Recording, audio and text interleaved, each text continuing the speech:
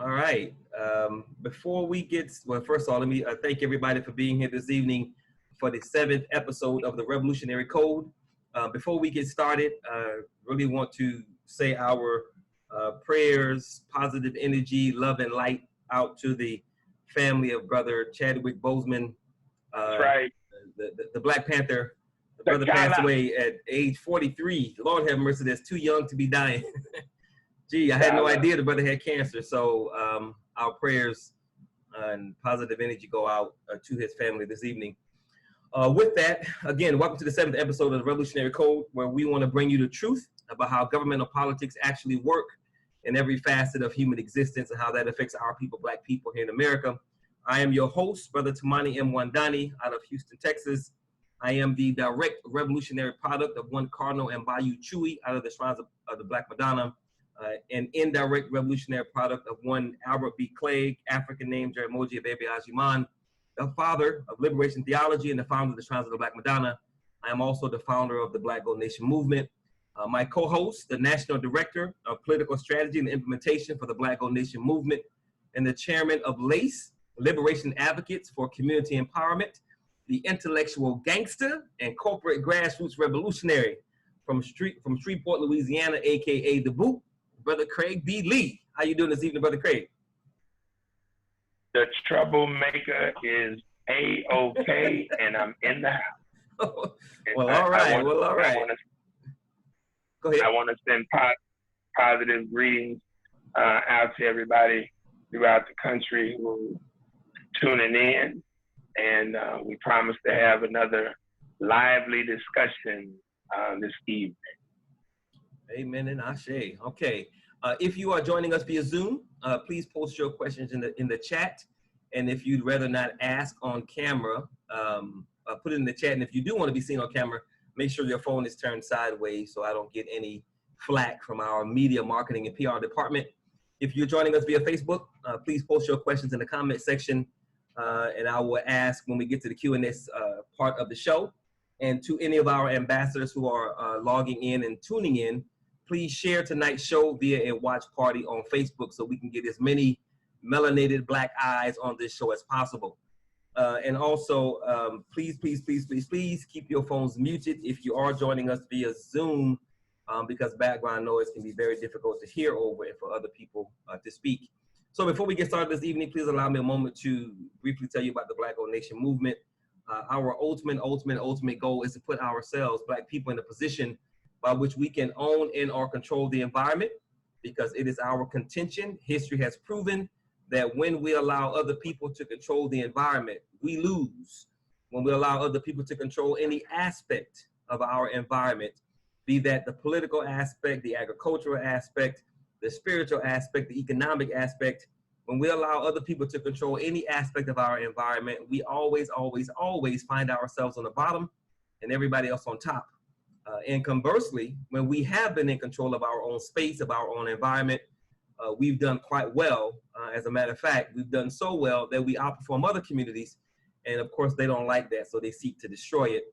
So we want to make sure that we stop losing by allowing other people to control our environment. So our goal is to put our people in a position by which we can control the environment. We want to identify Black people that are ready to do. We want to mobilize, organize, connect, and build. So we are not here to just inform you or educate you. We want to inform, educate, motivate, mobilize, organize, and build. Everything we say and do is about getting you on board to helping us build a nation within this nation with power for our people moving forward. Tonight's show title is Democrats and Republicans, Two Sides of the Same Philosophy, System, and Game of Capitalistic White Supremacy and Racism Coin. Two sides of the same coin, that coin being the philosophy, system, and game of capitalistic white supremacy and racism. Okay, Black man, we're gonna get into it. Really quickly, for those who may not have seen last week's episode, please give us a quick rundown on what exactly is the philosophy, system, and game of capitalistic white supremacy and racism.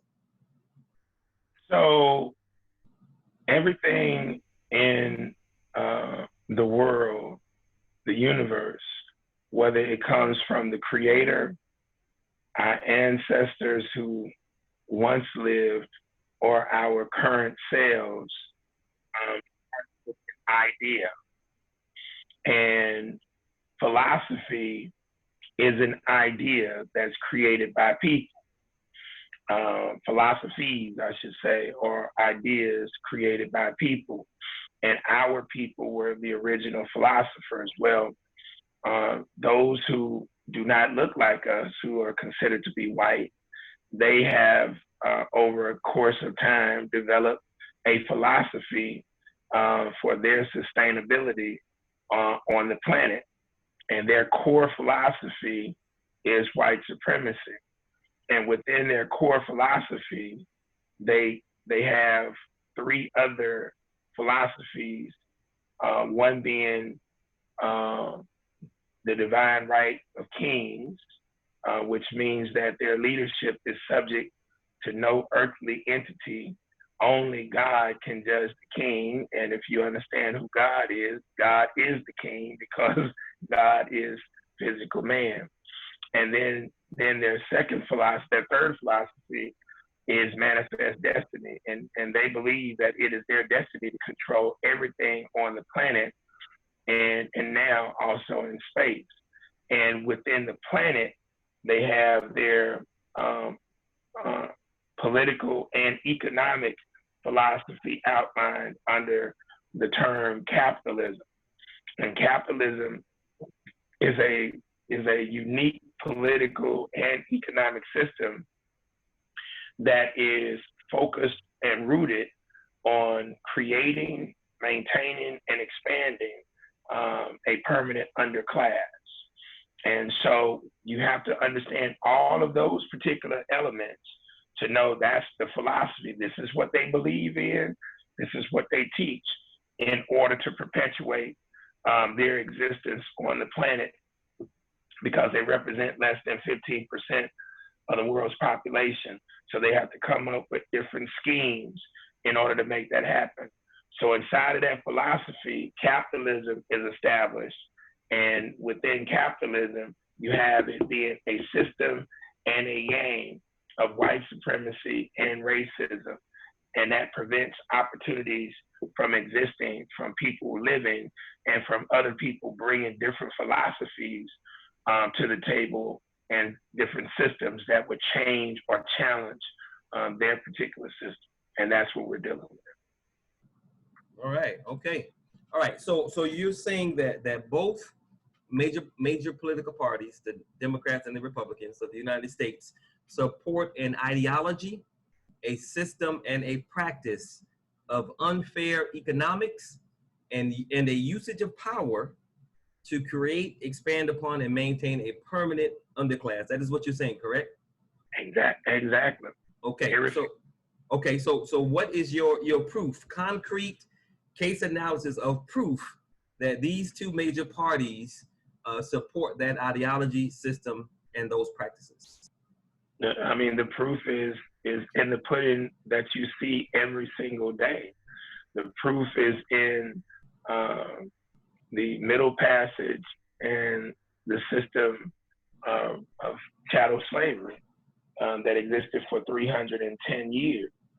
The proof is in the system of legalized apartheid in the United States, known as Jim Crow segregation. The proof is in all of their laws. The proof is in any information that you read. And last week, I gave you the information from Alexis de Tocqueville in his book, Democracy in America. And, we'll get back into that tonight. But de Tocqueville even wrote about how this corporation, this so-called country, structures itself, and they all work together. But to create the illusion that you have an option between one or the other, that's how they play the game. But these people are family members. These folks are fraternity, sorority, brothers, sisters, Masonic brothers and sisters. They go to church together. They go to lunch together. I mean, they going to college together. Their children go to school together. I mean, this is far deeper than what most people, would ever understand. And unless you really know how this works behind the scene, there's no way that you would really be able to understand when I talk about both of them being on the same side. But you have to have the illusion of an option. But the whole objective, remember now, is the preservation of the philosophies that run the whole game for them. Because they understand that they're less than 15% of the world's population. And they will give you different images, to actually rock and roll together. Okay, so the game, as you just stated, is to get people to believe that A, there is a difference, B, one is better than the other, and C, you do have a snowball's chance in hell of creating something outside of this system that's going to benefit you, which they make it very impossible to do. Exactly. Okay, cool. Exactly. Okay, so what about the third parties, the libertarian, green, independent parties? Are they also the same, or are they different? I mean, they're all rooted. The Green Party is a little bit different, but they are more liberalist Caucasians. But they have a progressive agenda to some degree. The Libertarian Party definitely came out of the concept of give me liberty or give me death. That was the basis. They wanted the ability to be in the slave trade and regulate themselves, and so this party was created out of that. So none of the third parties actually represent the interests of our people, and that's where the Black Panther Party for Self-Defense came into existence in 1968. Bobby Seale and Huey P. Newton, Creator Bless His Soul, my Louisiana homeboy, they saw the importance of introducing our people to a political option that would address our actual concerns, our issues within this particular construct.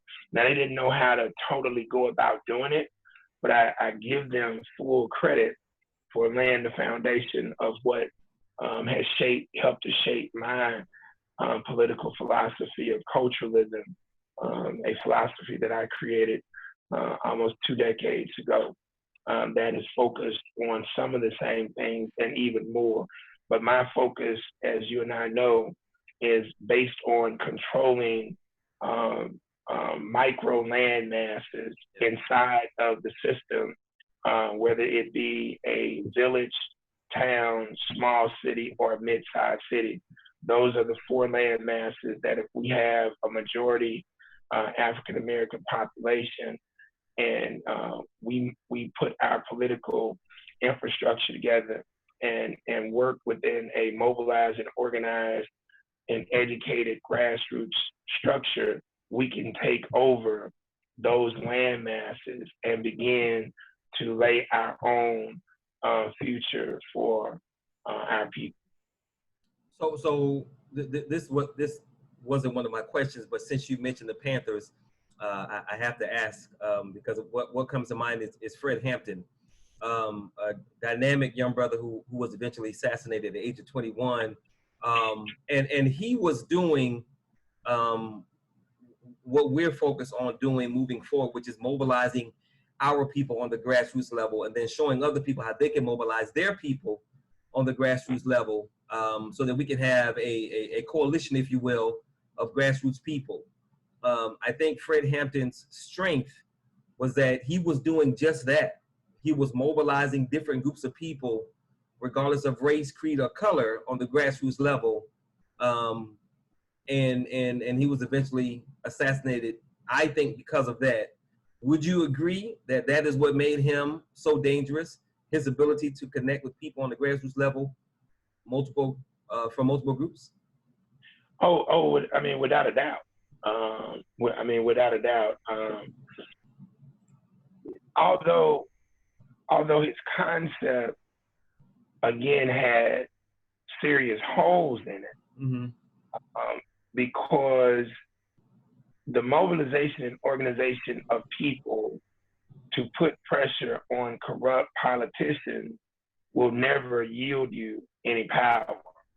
Right. You can create rumbling, but all that's going to do is allow them to craft the legislation themselves while deceiving you with the legislation. And that's what happened with Martin Luther King. That's what happened with, you know, all of these particular movements. So while I applaud Fred Hampton and the Black Panther Party, either in Oakland or in Chicago or wherever they were at, but definitely Fred Hampton, he had the understanding and the charisma of being able to mobilize and organize people. But again, that's why I put the term corporate in front of my title as it relates to being a grassroots revolutionary, because you've got to be able to have an economic focus if you're going to actually help benefit your people. It can't just be you mobilizing, organizing, taking to the streets and complaining. You have to be able to have an economic initiative. And it is not my objective to go and advocate for some of our Asian allies, even though we may be in the same struggle. They have to be able to advocate for their own specific issues. Latino grassroots people advocate for their own issues. And as everybody is formulating and handling their business within the game, then we all can unite and get a piece of the pie. So grassroots people have to take over the leadership position. You can't leave it to evil people to do right by your folks. And that's the only piece that, you know, Fred, but again, he was 21. You know, he was 21 years old. Yeah, very young, yeah. He was very young, but, and all of these cats, even if you look at Martin Luther King and Malcolm, all that they were icons, they were 39 years old. Yeah. You know, I'm 52 now, so I've had a chance to analyze, you know, re-strategize, you know, and I've been in corporate America, you know, so it's a lot that I've been able to sit back and analyze and do that they didn't have the opportunity to actually do. But Brother Fred, and the Black Panther Party, and, you know, a few other groups, they were about the real business, and if it wasn't, you know, we're not for them, it would be a difficult journey for what we're trying to do with Black Gold Nation. Right, dig it. Okay, so that's a although I didn't intend to go that route, it's a good segue into the next question. Are the two major parties two sides of the same coin because the grassroots haven't demanded that they not be? Are they the way that they are because we haven't demanded something else? Are they the way they are for a completely different reason? Well, again, and that's why I took the liberty of laying out what philosophy is. You know, philosophy, ideas that come from the minds of individuals, primarily when we're talking about control of the United States and this globe, that being some male or man, typically an evil male man, that being primarily white, and then they recruit other ethnic groups in to rock and roll with their oppression philosophy of capitalism. So, yeah, the two parties from the outset had to agree on the same philosophy. You see what I'm saying? Mm-hmm. So they had to agree on the same philosophy. And because white supremacy is the philosophy, right? And so when you go back to the North and the South, if you look at how they maneuver within the overall scheme of things, this lays the foundation of understanding, although the North was attempting to create the illusion that they were more equitable and just and whatnot. Yeah, they were more oppressive in some respects, some regards, than the South. And of course, we know the South was pushing the whole chattel slavery piece.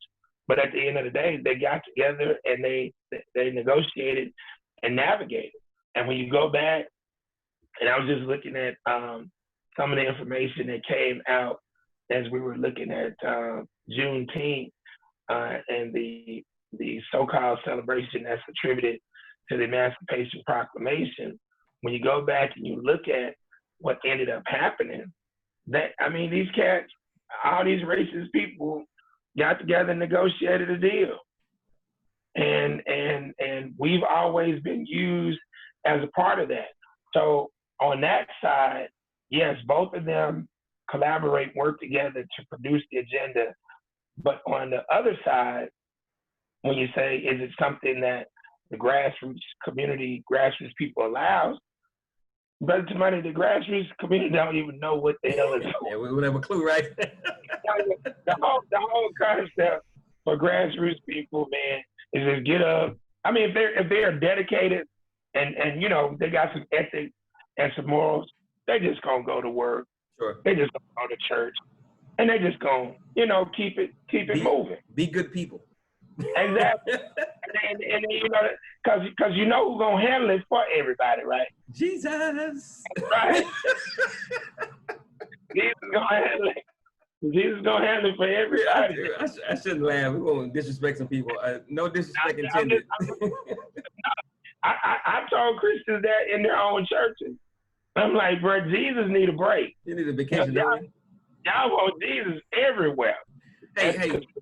At the church, I mean everywhere. Have you by any chance seen the Netflix special, The Family? No, I haven't seen that. We might have to make that the next movie review, given what we're talking about here, because what they're talking about is the inner workings of the U.S. governmental system. Okay. That their focus and it goes to what we're talking about tonight, because they don't care about Christian, they don't care about Muslim, they don't care about Hindu or Buddhist, they don't care about Republican or Democrat. They are looking for people that understand that it is about power. Exactly. So they have this book that is just the quotes of Jesus, the only quotes of Jesus. And of course they have perverted it to make it seem like, you know, Jesus was all about the obtaining the acquisition of power, and that is why they love Trump so much, because Trump allows them to do and say things that they haven't been able to do and say before. So when you get a chance, you should watch that Netflix documentary. It's called The Family, and it's really telling on how they lay this whole thing out with the I can't remember what it's called. I'm not sure if it's called the presidential breakfast, but they have this big breakfast that they do, and everything is about relationships, networking, connecting, making sure you know, and they got heads of state from other countries coming to be a part, and all of it is to support their drive for power on a global scale. It is eye-opening and telling, to say the least. Now you just mentioned the goal being for power. Yep. But when you laid out what they do in taking those quotes from so-called Jesus, what is that called? What is that called? What are they actually trying to shape when they do that? Philosophy. Yeah. The philosophy. Right. Philosophy. Get it? So you just laid out what their philosophy is, and you push towards the overall power. Because again, the philosophy is white supremacy. This is how we're going to reinforce it through these particular scriptures, because, hey, if it comes from the book, you know it got to come from who? Jesus and God. It got to be right. But you know what's interesting, and I've done this with some of my good Christian folks when I do workshops in their churches, and I say the greatest truth that is told in the Bible is told on the front cover in 5 words. Holy Bible, all right? Mm-hmm. But then you have 3 other words. King James Version. Nobody ever picks up on it. So King James, if you understand what a monarch is, he was the government of that time. He represented the government. Mm-hmm. The buck stopped with him. Right. So this is a book that has been endorsed by who? The government. Sure. So the question that I would ask any Christian, especially today, if the Trump version of the Bible came out, would Negroes go and subscribe to that book? Well, look, the Trump version is already out, and it's called the King James Version. Sure. So he don't have to go and put his name on it. All he has to do is play games and take out some of those scriptures that you just said. Yep. And then they can play the game. And if you want to take it a step further, if we were, and this might be something that we can look at some point in the future, the whole move to change the Bible and use the Bible to get people on board was all for political reasons. If you know anything about the Nicene Council, the meetings they had, the voting that they had to use the Christian church to use the Bible to gain power. So that was the plan from the very beginning. Exactly. And of course, they're still doing that. We just have yet to catch up. So yeah, we're gonna talk about that documentary because, like I said, it's eye-opening and telling. Okay, all right. So from your perspective, what you're saying is that because the Democrats and the Republicans are two sides of the same coin, that means that Biden is no better than Trump. Obama was no better than Mitt Romney or John McCain. Clinton was no better than George H.W. Bush, Bob Dole, or Ross Perot. Correct? They're all the same. All the same. Okay. All a part of the same mafia. Gotcha. So for the uninformed, that might sound like voting doesn't matter, but I know that's not what you're saying. So nationally speaking, if both major parties are two sides of the same coin, why vote at all? Because you now have to come up with the option. Once you know that something doesn't work, mm-hmm. you come up with an option if you want to be free. Now you know this. A person never asks that question when it's something that their ass want to do. That's right. Okay. like if their ass wanted to go to a concert and their mom had gone out of town and she said, "Don't leave this house." But you know, like let's just say back in the day with you and I, Rick James and Prince was gonna be at the goddamn concert. That's right. And she had the windows locked and all of this kind of stuff. You know damn well you're gonna do something to figure out how to get out of that damn house. Okay, so when I first started doing my empowerment workshops, I ran across a quote from a brother by the name of Kelly Miller, great writer. And the quote is, "The Negro pays for what he wants and begs for what he needs."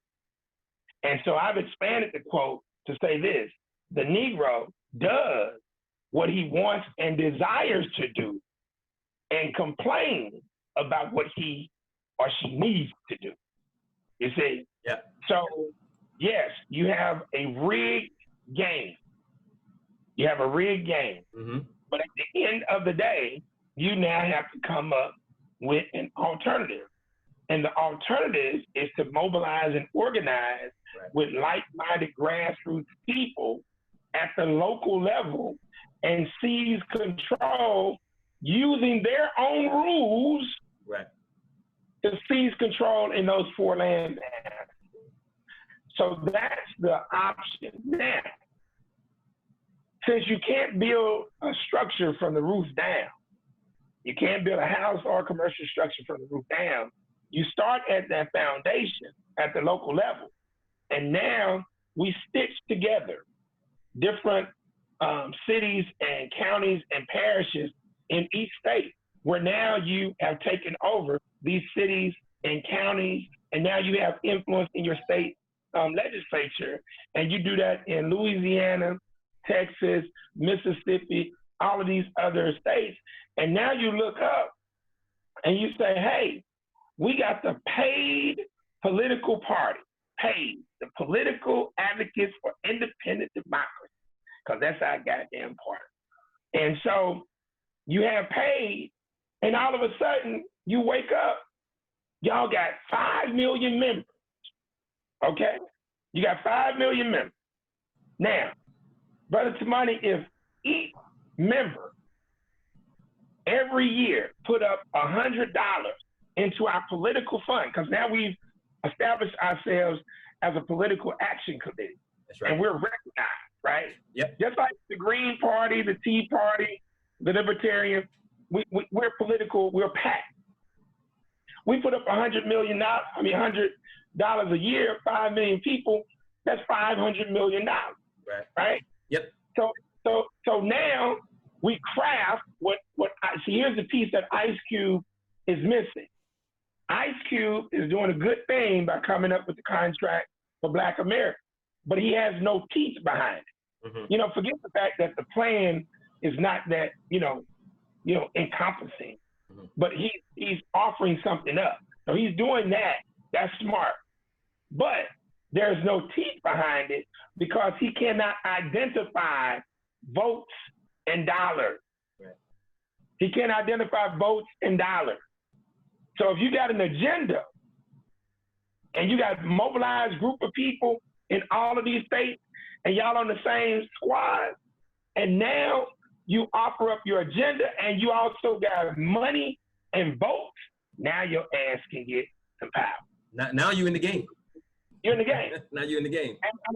And unless that's the case, you ain't got no chips in the game. Right. So the Democrats give you the belief that if you roll blue, you got some chips in the game. You ain't got no damn chips in the game. Right. Because they got people who look just like you, but who don't think like you, who don't feel like you, who are playing you in the game. And that's how this thing is played. It's gangster, but I love it. It is most certainly gangster, and it's like a spider's web. It is like you said. There are layers, interwoven detail. If you don't fully understand how this thing works, then you will think you're doing a good thing, and you just spinning your wheels. What? You will think you're doing a good thing. What? Not think, you will believe. Oh, that's even worse. You bypass the whole concept of thinking, mm-hmm. and you now believe in this overall deal. And that's why it's so hard to get right. people to recognize the game, sure. because they haven't thought about it, and they've committed this illusion to belief. And so now when you introduce the truth to them, now what kicks in? Their cognitive dissonance. Right. The two competing ideas in their head, they don't know what to do. Exactly. And that's when I have to come and pimp slap them and get their minds partially right, hence why they call me the troublemaker. Okay. All right. It's an election year. We have a current president who has proven himself to be a lot of things, and most of them are all bad. His opponent, in my opinion, is as weak as he is known to be a liar, the president. Exactly. So from your perspective, specifically speaking, and I do mean specifically speaking, what are your issues with all of them? Trump, Pence, Biden, and Harris. What are your issues with all four of them? Well, I actually love Trump because Trump is forcing the Negro to be on the hot seat. Yes, he is. I love that. You got to make it hot for the Negro. Mm-hmm. As long as the Negro is comfortable, he ain't gonna do a goddamn. He ain't gonna move. That's right. Gonna move. He happy. Once they let us start going to the bathroom with white folks and sitting on the bus with white folks, we were just happy. And I told you, like the movie, I'm Gonna Get You Sucker, when Jack Slade went into the bookstore. That's right. And he was like, man, what happened? When I left here, everything was on fire. And the dude said, that's right. And he said, y'all was gonna march and take over the government. That's right. And he said, what happened? Y'all went to the federal building. Y'all was supposed to be taking over the government. He said, we went down there with the signs but they were hiring that day. And giving our jobs. Listen, man, that's what this gets down to with the majority of people, right? And so I like the fact that Trump, although he is working for the Democratic Party, and I want everybody to hear me, Donald Trump is not a Republican. He is not a Republican. There are two things that you need to understand tonight, and you're hearing it from me. First and foremost, the philosophy, system, and game of capitalistic white supremacy is not no damn tic-tac-toe. This is not jacks. This is not eeny, meeny, miny, mo. This is high-level, high-stakes chess. And if you don't know about the concept of chess, then, or heaven forbid, you don't play dominoes, you're pretty much out of this game of understanding it. Trump is a Democrat posing as a Republican. The Democrats put him in the race for Republican in hopes that he would get the nomination, not to win, but to get the nomination. The concept was he would be so bad, so evil, so diabolical that would force people to vote for who? Hillary Clinton. But Hillary Clinton's ass was as diabolical and as evil. Get it? So white females decided to not roll. Okay? Okay, John said it was his first time running, so he didn't know which party he was going to run for. That's really not true, Brother John. If you go back into his early interviews years ago, the question was asked of him. You can go find it. If you ran for president, what would you run at? And he said about 30, 40 years ago, I would run as a Republican. Right. He said he would run as a Republican because he said Republicans are stupid. That's what he said. Mm-hmm. That dude is friends with Bill Clinton, Hillary Clinton, the whole nine. So here's the other term that you guys need to know. Political theater. Political theater. Research that term. What you see daily is just like All My Children, Young and the Restless, all these soap operas. It's just a play. Just like Tyler Perry and Madea. They're doing scripts. The unfortunate thing, they're doing them with real life. They're doing them with real life. And they will use anybody. They will use religious people. They will use drug dealers. They will use pimps, prostitutes, children, elderly, crippled people. They don't care who they use. And if you don't know that this is political theater, you fall for the game. Because what did Iceberg Slim say in his book, Brother Tamani? The game is to be what? Sold. Not okay. what? Sold. Gotcha. The game is to be sold, not told. And that's what we're actually doing. Thank you. Okay. If you are joining us late and you didn't catch the beginning, the introduction, you are listening to the Revolutionary Code, where we bring the truth about how governmental politics actually works in every facet of human existence and how that affects our people, Black people here in America. Tonight's show is our 7th episode and is titled Democrats and Republicans, Two Sides of the Same Philosophy, System, and Game of Capitalistic White Supremacy and Racism Coin. Two sides of the same coin. My name is Tamani Mwandani. I'm the founder of the Black Gold Nation Movement, and my co-host is Brother Craig B. Lee, the National Director of the Black Gold Nation's Political Strategy and Implementation Department. Okay, Brother Craig, on to the next question. Of the 6 factions of African descendants, and for those of you who do not know, go back and watch episode 1 on blackgoldmedia.net. Episode 1, Brother Craig breaks down the 6 factions of African descendants.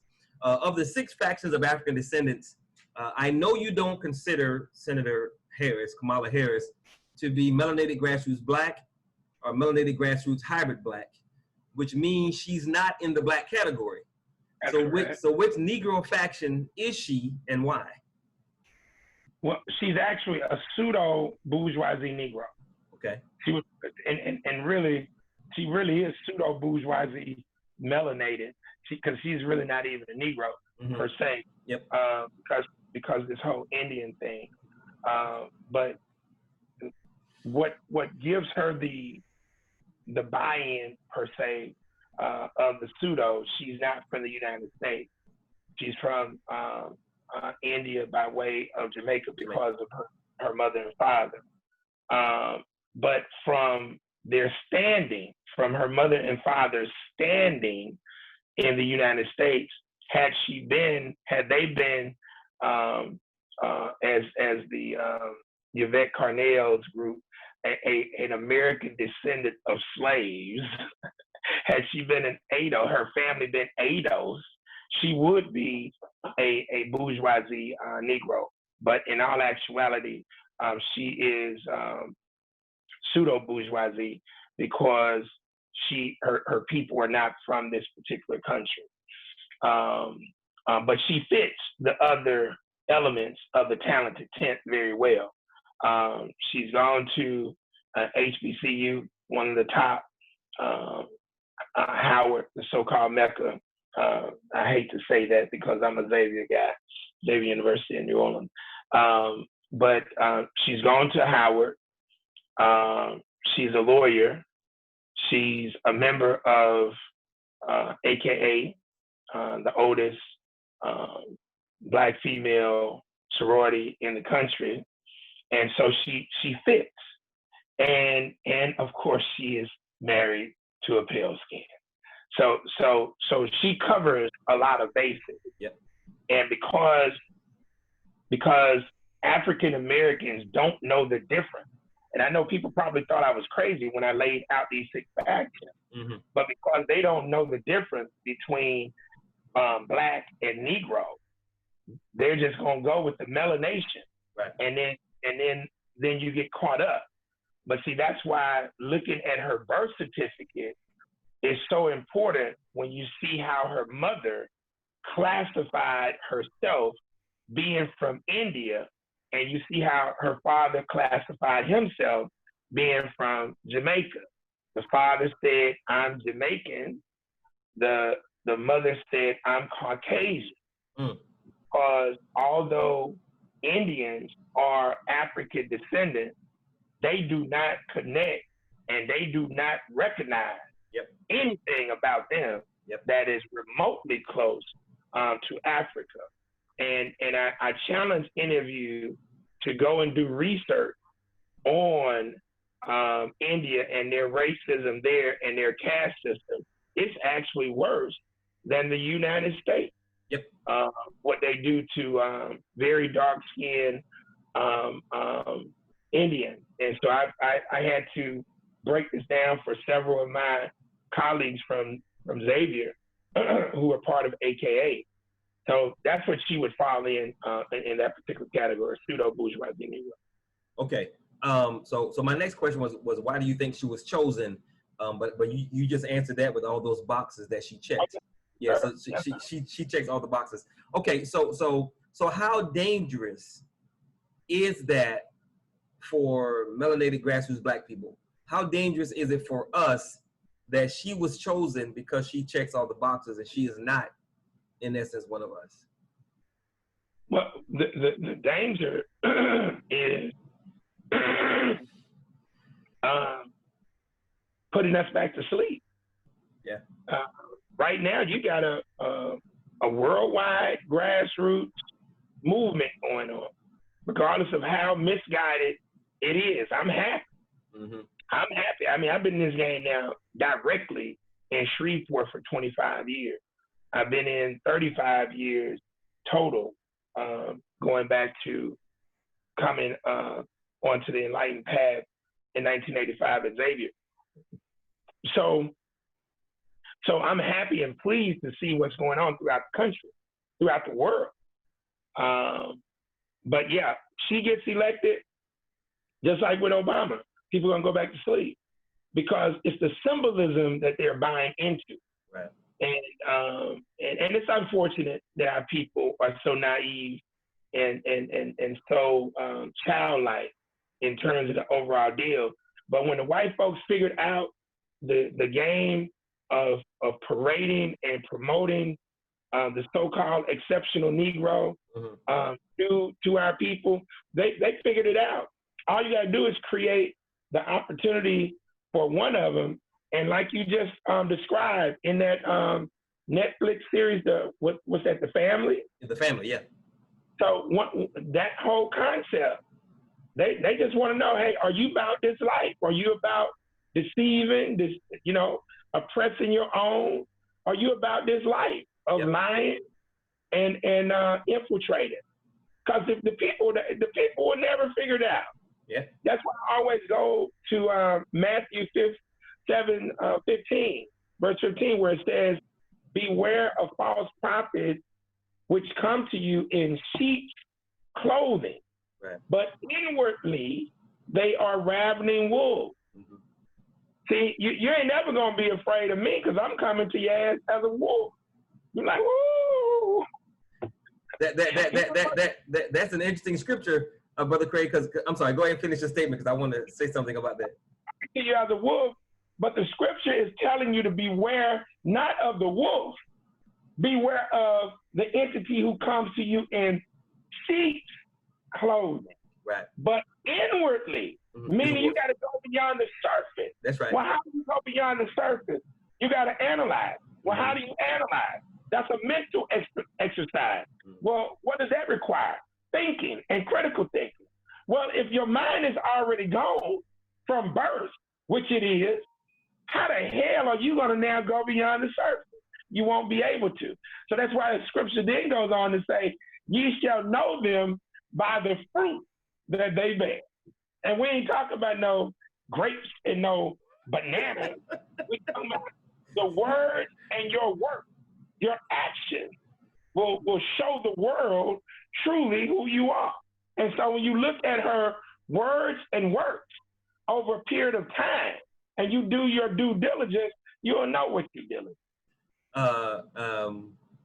It's really interesting that you mentioned that scripture because in the documentary The Family, they use that scripture, but of course, but they flip everything. What they say as it relates to that scripture is that you might think it means what you just said, but actually what it means is the wolf is good because the wolf is strong, the wolf is independent, the wolf is a leader. So would you, and this is what they say, would you rather have the sheep on your side or the wolf? We want the wolf. And that's why they love Trump so much, because he's out there as a wolf. He don't give a damn. Dr. D makes a good point about the caste system in India. Have you by any chance ever seen the movie Slumdog Millionaire? Yeah, I've seen that movie. I saw that movie. When that movie came out, I was working at Halliburton. I worked with a lot of programmers, and of course, a lot of them are Indian. And I asked one of the Indian guys, "Is that how it is as far as poor people? If you're born poor, are you gonna die poor?" And he said, "Pretty much. The opportunities you have to move up are almost impossible because of their belief in the caste system." So Dr. D makes a very good point. So it is worse than America because at least you can maneuver a little bit in this system, but in India you cannot. Okay. Yeah, they got the racism and the caste system. Right, and it's real, okay, about Joe Biden and Kamala Harris. Do you think their presidency, if they were to win, given their collective track records, equals increased mass incarceration for Black people? Let me tell you, I'm in the state that was up until 2 years ago. Now, less than 2 years now. We were the prison capital of the world. And it didn't have anything to do with federal policy. This was state policy, because we had this thing called the non-unanimous jury verdict. Right. And that's where you could be convicted of a crime even if all 12 people didn't say, you know, you did it. So as long as 10 people said that you did it, and even if 2 people dissented, you still were going to jail. Mm-hmm. So I say that because we work to get those laws off the books. Now, here's where the game is at. The game is now, white folks are creating the illusion that everything is about criminal justice. I'm talking about people putting up I'm talking about corporations are putting up billions. Uh-huh. Follow me now. This is where the game is at. They're creating the illusion that they're about, you know, getting people out of jail. Whoop, whoop. So guess what? They're putting the people back into the community. Guess what hadn't changed, Brother Tamani? The philosophy, system and game of white supremacy. Capitalistic white supremacy. Yep. So where are the opportunities going to come from, Brother Tamani? Outside the community, I don't know. Recidivism. So the point is, that's right, Dr. D. There are none. So here's what they know. They know the vast majority of these folks are going to go back. Mm-hmm. So now you won't be able to blame them for not taking the initiative to help bring some of them out, right? So by default, and Biden has already told you, I'm rolling with the police now. Mm-hmm. And she's already let it be known because she has been a DA and a attorney general. Yep. Okay. So this is what is going to happen. But they're going to do it so slick that you're not going to even know what's going on. Mm-hmm. Right? And so, yeah, by default, yeah. But a lot of these states, they already have basically different versions of the black codes in place. That's right. And like Dr. D just talked about, ALEC, the lobbyist group who creates the legislation template for the various states, this is real. Yeah. So yeah, it's a very diabolical game that is played within the system underneath these particular philosophies. So yeah, still follow the line, and this will help to slowly re-incarcerate more individuals after they've been released. Yeah. I was just about to mention ALEC. Dr. D is on it this evening. When we did the class. What? He's been in our class. Oh, well, amen. Yeah, no doubt. It's interesting that ALEC, because so many people have shed light on what they're doing, they don't stop it. They just change their game. So instead of focusing on getting people into prison, they're focusing on monitoring the people once they get out to make the community more like a prison, because you can't freely move around. You can't freely do what you would normally do. So they have really elevated, changed their business model, elevated their game. And at the end of it, we still get our behinds kicked because they're still in control. Exactly. They're still in control. So that philosophy, system, and game drives every single thing they do because they understand that at the end of the day, this thing is about power. Exactly. All right. So before I get to the last 2 questions, we got 6 minutes left. I want to share this trailer with you about the family, because it's only 1 minute and 36 seconds. And you're gonna flip out when I share. Give me a second, real quick, to share this. Let me know when you can see the screen. It should be popping. Swing low, sweet carrier. Is it up? Can you see it? Yeah, I can see it. All right, check it. In my 20s, I stumbled my way in. You can hear it, right? Yeah, I can hear it. And what I found is a secretive Christian organization called The Family that had been hiding in plain sight for over 80 years. This was a group with tentacles around the world. A humble example of leadership that the world has never seen. A breathtaking enmeshment of church and state. There were congressmen, senators, world leaders.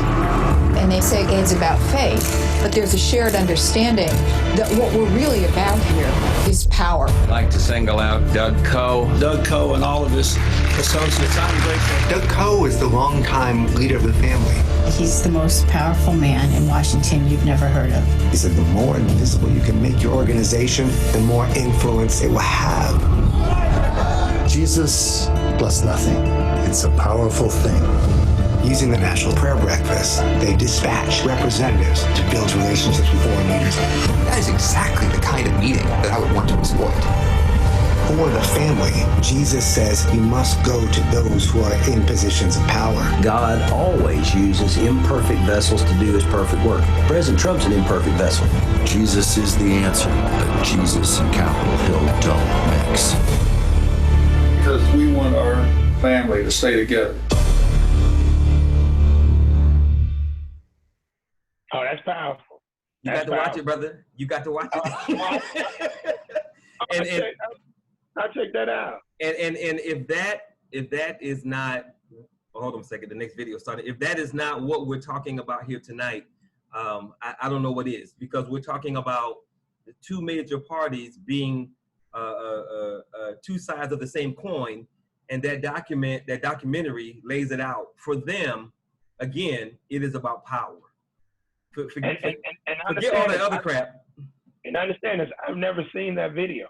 Right. I mean, that documentary. And that's how you know you're on point. Experiences and, real life experiences and being behind the scenes in this game. And that's why I constantly push 6 pillars of empowerment. Yes, sir. Because that's the only way that you're going to be able to navigate the treacherous waters that engulf us in this philosophy system game. That might be the answer to the next question. So let me go ahead and ask, and you can reiterate in a little more detail in what little time we have left. So if both parties are two sides of the same coin, what's the answer for melanated grassroots Black people in this country? And the 6 pillars of empowerment. Which are? Embracing the 6 pillars of empowerment: spirituality, number 1, right culture, number 2, education, number 3, number 4, economics, number 5, socioeconomics, and number 6, politics. And when you embrace those things as an individual, then you start to mobilize and organize with other like-minded individuals, like what we're doing with the Black Gold Nation. And now you set your sight on taking over one of these 4 land masses in majority Black cities. You create the prototype, and now you start to link up with other entities. And then you create for entities when this thing is working very well, and we start to lock down 10 to 20% of Black disposable income, consumption spending, and whatnot. Now you create the Great Migration back south to Texas, to specific cities in Texas where we have political power, in Louisiana. That's right. Okay, because to hear people say, "Give us Texas," all this food, give us 9 states, all this food. When I hear this kind of foolishness, I mean, it's like, and people literally, in their idealistic and fictional mind, childish mind, they really believe that this is plausible. And so I have to, be quiet and, pretend, like this makes sense until somebody asks me, and then I have to tell them the truth. Right. I have to give them that goddamn cast off. Yeah. I have to give them the cast off. Yeah. I'm not gonna give them the latest sugar. And we have to keep in mind that my wife made a very good point, a statement that she made a few years ago, and I'll be damned if it wasn't golden. She said that Black people are so messed up. We are so messed up in the head that a large number of our people, if not the majority, are literally waiting for a man whom they think is white. Yeah. To come back and save them, who supposedly died 2,000 years ago. That is how messed up we are. We are literally waiting for a white man to come back and save us.